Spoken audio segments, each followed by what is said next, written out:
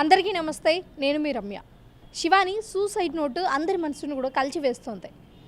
10వ తరగతి చదువుతున్న శివాని ఈ మధ్యకాలంలో సోషల్ మీడియాలో చర్చనీయాంశంగా మారింది. అంటే తను మాట్లాడే విధానం కావచ్చు, లేకపోతే చంద్రబాబు నాయుడు గారు ఉన్న వేదికపై కూడా అంత చిన్న పాప ఎలాంటి భయం లేకుండా ధైర్యంగా మాట్లాడిన ప్రతి అంశం కూడా సోషల్ మీడియాలో వైరల్గా మారింది. అయితే వైరల్ అయిన ఈ కొద్ది రోజుల్లోనే తను సూసైడ్ చేసుకోవడం అయితే అందరి మనసును కలిచివేస్తుంది. ముఖ్యంగా తను రాసిన సూసైడ్ నోట్ ఏదైతే ఉందో దాన్ని చదివిన వాళ్ళందరూ కూడా ఇంత చిన్న పాపకి అంత పెద్ద కష్టం ఏమొచ్చిందో కనీసం తల్లిదండ్రులకో, ఫ్రెండ్స్కో, లేకపోతే టీచర్లకో ఎవరికి చెప్పుకోలేనంతగా అసలు ప్రాబ్లం ఏంటి అన్నది అయితే అందరూ ఆలోచిస్తున్న పరిస్థితి అయితే ఇక్కడ నెలకొంది. సో ఇప్పుడు ఈ విషయాన్ని మనము ఇంకొంచెం ఇన్ డీటెయిల్గా చూసుకున్నట్లయితే తన పేరు శివాని, 10వ తరగతి చదువుతుంది.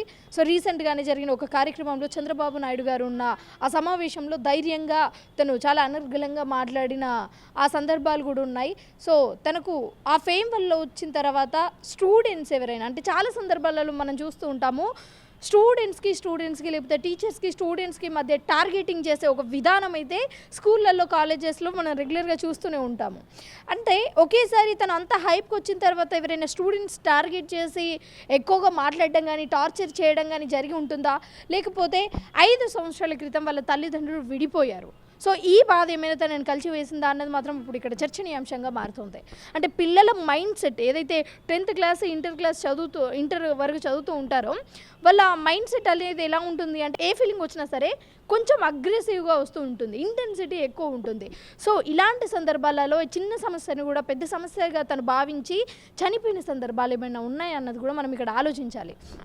బట్ దీన్ని చూసిన తల్లిదండ్రులు కావచ్చు, లేకపోతే టీచర్స్ కావచ్చు, ప్రతి ఒక్కరు మీకు నేను చెప్పే సజెషన్ ఏంటి అంటే తల్లిదండ్రులు మీరు చాలా సున్నితంగా స్టూడెంట్స్తో అయితే బిహేవ్ చేయాలి.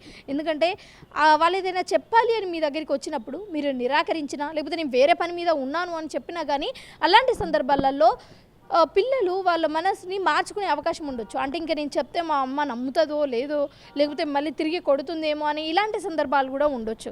అండ్ ఈ మధ్య కాలంలో చూస్తూనే ఉన్నాము, తల్లిదండ్రులు పిల్లల మీద ఎక్కువగా కూడా ఫోర్స్ పెడుతున్నారు. నువ్వు చదవాలి చదవాలి చదవాలి చదవాలి ఇదే పాట పాడుతూ పిల్లలని ఒత్తిడికి అయితే గురి చేస్తున్నారు. ముఖ్యంగా ఎవరైతే టాప్ స్టూడెంట్లు ఎవరైతే ఉంటారో వాళ్ళని కూడా వీళ్ళు ఎక్కువగా కూడా నువ్వు ఇది కాదు, ఇంతకంటే ఇంకొక మార్క్ రావాల్సిందే, అంటే ఇదే 99 మార్క్స్ వస్తే సరిపోదు, ఇంకొక మార్క్ కూడా రావాలి, ఫుల్ ప్లెడ్జ్డ్గా రావాలి అని అంటుంటారు.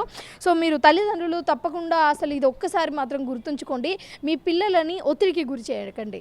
వాళ్ళు చదవాలి అని అనుకుంటే ఎంజాయ్డ్గా చదవాలి, లేకపోతే అసలు ఏం చదవట్లేదు అంటే మెల్లిమెల్లిగా చదువుకోపిచ్చేలాగా మీరే డిసైడ్ చేయాలి. అంతేగాని కొట్టడము, తిట్టడము, ఒత్తిడికి గురి చేయడము, లేకపోతే కొంతమంది పేరెంట్స్ని చూస్తూ ఉంటాను, వాళ్ళ పిల్లలు ఎవరైతే ఉంటారో వాళ్ళ టీచర్స్కి వీళ్ళే చెప్తూ ఉంటారు, మీరు మా కూతుర్ని కొట్టేయండి, లేకపోతే మీరు మా కొడుకుని కొట్టేయండి, చదవకపోతే ఏదైనా ఒకటి చేసేయండి అని. బట్ చదువు ఒకటే జీవితం కాదు, చదువు ఒకటే ఏది నిర్ధారించలేదు మన లైఫ్ని. సో తప్పకుండా తల్లిదండ్రులు అర్థం చేసుకోవాలి. బట్ ఇంకా ఇక్కడ పిల్లల విషయానికి వచ్చి చూసేసరికి కూడా ఈ మధ్య కాలంలో పిల్లలు చాలా సున్నితంగా మారిపోతున్నారు. సోషల్ మీడియా ప్రభావం కావచ్చు, లేకపోతే వాళ్ళు తినే ఫుడ్ కావచ్చు. సో వీటన్నింటిని బేస్ చేసుకొని వాళ్ళ హార్మోన్స్ ఏవైతే ఉన్నాయో ఏ చిన్న రిక్వెస్ట్ని కానీ, లేకపోతే ఏ చిన్న బెదిరింపును కూడా తీసుకోలేక వాళ్ళు చనిపోయే సందర్భాలు కూడా మనం చూస్తూ ఉంటాం కదా. సో ఇలాంటి సందర్భాలు చూసినప్పుడల్లా మన అందరికీ అనిపిస్తూ ఉంటుంది, అసలు తల్లిదండ్రులు ఎలా ఉండాలి, పిల్లలు ఎలా ఉండాలి, అసలు వీళ్ళకి ఎలా చెప్తే అర్థమవుతుంది అన్న సందర్భాలు కూడా ఇక్కడ చాలా వరకు మనం చూస్తూ ఉంటాము. సో తల్లిదండ్రులు ఏం చేయాలి అంటే పిల్లలని సోషల్ మీడియా నుంచి దూరంగా ఉంచి మనుషులతో కల్పించాలి, వాళ్ళ స్నేహితులతో ఆడుకోపించాలి.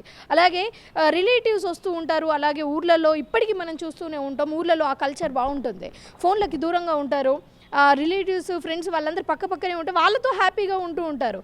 కానీ సిటీలో వచ్చేసరికి ఈ కల్చర్ అంతా మారిపోయేసరికి పిల్లలు మనసు చాలా సున్నితంగా మారుతుంది.